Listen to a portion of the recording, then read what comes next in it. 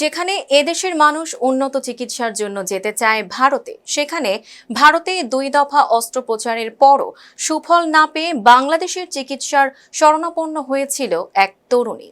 ভারতে দুইবার অপারেশনের পরও ফেরেনি যার হারানো নাক, অথচ শেষ পর্যন্ত সেই অসম্ভবকে সম্ভব করেন বাংলাদেশের চিকিৎসকরা।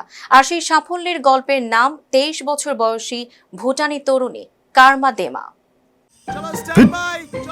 লাইফে কোনো কিছুর গ্যারান্টি নাই, তাই ইন্স্যুরেন্স করুন সিটি ব্যাংকে, কারণ ইন্স্যুরেন্স করলে সিটিতে সুরক্ষা পাবেন নিশ্চিন্তে।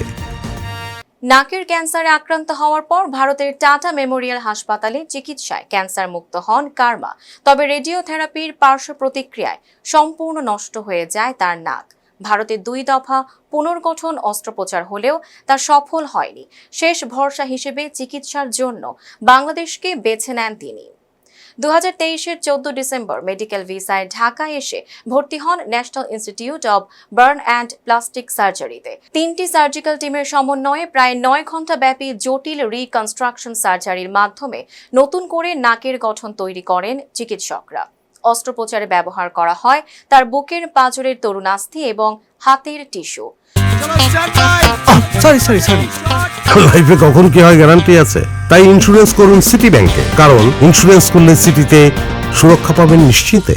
তবে কারমা দেমা মেডিকেল ভিসায় বাংলাদেশে চিকিৎসা নিতে আসা প্রথম বিদেশি রোগী। ভুটান ও বাংলাদেশ সরকারের যৌথ সহযোগিতায় তার পুরো চিকিৎসা ব্যয় বহন করা হয়। পরিবারকে কোনো খরচ করতে হয়নি। চিকিৎসকরা মনে করেন এই সাফল্য শুধু একজন রোগীর জীবনই বদলায়নি, আন্তর্জাতিক পরিসরেও বাংলাদেশের প্লাস্টিক ও পুনর্গঠন সার্জারির সক্ষমতার একটি শক্তিশালী বার্তা দেয়।